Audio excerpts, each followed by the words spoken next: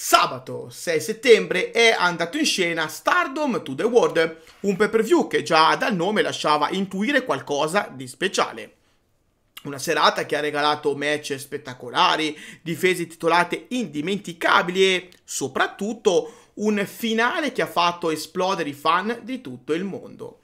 Questa non è stata soltanto un'altra tappa nella strada della Stardom, è stata la costruzione di un nuovo momento storico, un bivio che ci porterà al 27 settembre, quando assisteremo a un title versus title match senza precedenti.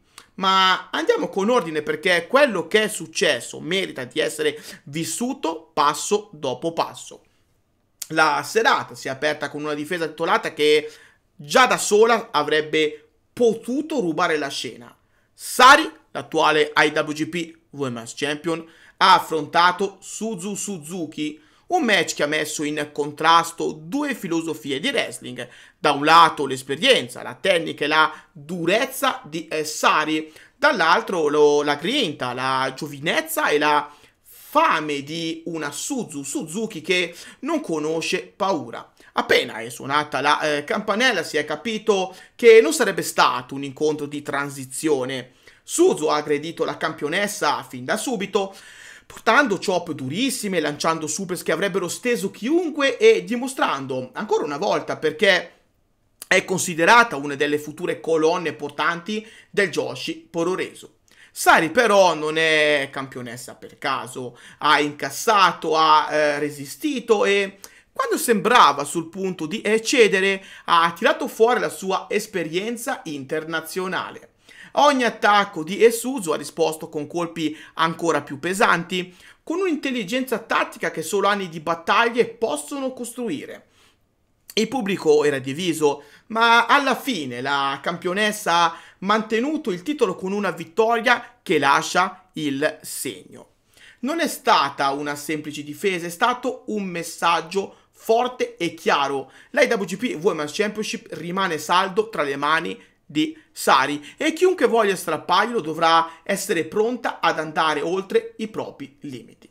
Subito dopo le luci si sono concentrate su un altro titolo fondamentale della compagnia, il Wonder of Stardom Championship, la cintura bianca che rappresenta i sogni e le ambizioni di tante lottatrici.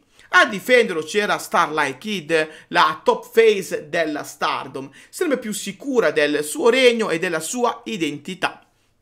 Davanti a lei una sfidante tosta e determinata, Tomoka Inaba, che porta sul ring l'arte marziale pura, fatta di calci devastanti e di una disciplina che la rende diversa da chiunque altro. Il match è stato un contrasto perfetto. Agilità e furbizia da una parte, potenza e striking dall'altra.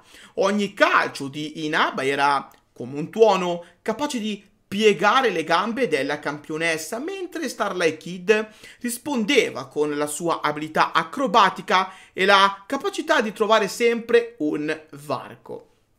Per lunghi minuti l'incontro è stato un susseguirsi di prese alle gambe, prese volte a indebolire gli arti inferiori delle due lottatrici. Entrambe cercavano la resa dell'avversaria e il risultato è stato incerto per buona parte del match. Sembrava che Inaba potesse davvero strappare la cintura a SLK, ma alla fine Starlight Kid ha dimostrato perché è una delle wrestler più complete della sua generazione. Con una combinazione di resilienza, tecnica e astuzia ha ribaltato la situazione e ha chiuso il match con una vittoria netta. L'atleta mascherata resta campionessa, quindi consolidando il suo ruolo come top face della Stardom. E poi siamo arrivati al main event, quello che tutti aspettavano con il fiato in sospeso. Sayaka Mitani, la Phoenix Queen, ha messo in palio il World of Stardom Championship contro Bea Priestley, tornata in Giappone con l'obiettivo di riprendersi ciò che una volta era suo. Questo non era solo un match per il titolo, era uno scontro di generazioni, di percorsi, di stili. Bea Priestley ha portato sul ring tutta la sua aggressività e la sua esperienza maturata in giro per il mondo. Una lottatrice che sa come colpire duro, come spezzare i ritmi e come dominare con la sua presenza. Saya però negli ultimi mesi ha compiuto una trasformazione. Non è più soltanto la ragazza delle acrobazie spettacolari. Oggi Saya è una campionessa completa, sicura di sé, pronta a tutto pur di rimanere al vertice. Il match è stato un continuo ribaltamento, momenti in cui Bea sembrava avere il controllo totale, momenti in cui Saya, con le sue manovre aeree e la sua resilienza, riusciva a ribaltare la situazione. Ogni near fall faceva esplodere l'arena, ogni mossa rischiava di chiudere l'incontro. Ma alla fine la Phoenix Queen ha dimostrato ancora una volta di essere il volto di questa era della Stardom. Con una prestazione che resterà negli annali, ha mantenuto il titolo consolidando il suo regno come World of Stardom Champion. A quel punto sembrava tutto pronto per i festeggiamenti. Saya, con la cintura stretta tra le mani, pronta a godersi l'ennesima serata di gloria. Ma la Stardom ci ha insegnato che il vero spettacolo arriva quando meno te lo aspetti. All'improvviso Azumi fa capolino nel ring. Il pubblico è esploso. La Strong Women's Champion in carica, la prodigio che negli ultimi anni ha riscritto le regole della categoria Speed e che oggi viene considerata tra le migliori al mondo, è salita sul ring con un obiettivo chiarissimo. Ha preso il microfono e senza esitazioni ha guardato Saya negli occhi. Voglio un match per il tuo titolo. L'arena è diventata una bolgia. Due campionesse, due simboli della Stardom faccia a faccia. Saya allora ha sorriso, ma non si è limitata ad un semplice sì. Ha rilanciato. Accetto, ma solo se anche tu metterai in palio il tuo Strong Women's Championship.